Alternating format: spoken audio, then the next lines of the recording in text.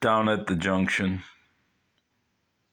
One can scarcely imagine that in the soot-covered air of the locomotive, that either a freight or passenger train leaving or approaching the station gave leeway to any sort of semblance of relaxing book-reading time.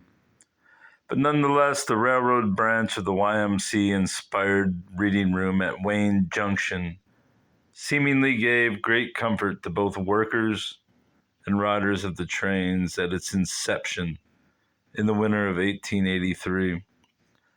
Mark Twain's A Tramp Abroad, though part of his overseas travel series, would fit the narrative aesthetically of the reader in our case, especially since there was a notable German twinge to the area surrounding Wayne Junction, as Twain conjured up his own German legends in that publication.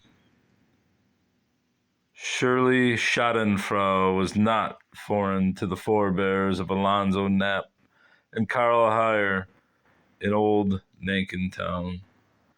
Or there's Wilkie Collins's Jezebel's Daughter in a drag-out fight for female supremacy in the man's world of the early 1800s.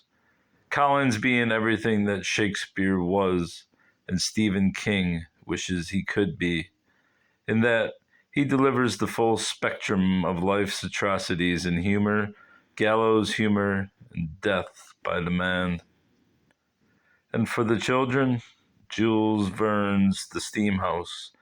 Not quite a train, but a wheelhouse pulled by a mechanical elephant would have whiled away the long moments of tedious waiting and spirited both the juvenile and inconsolably young of mind, dreaming of realities beyond their own personal reference points.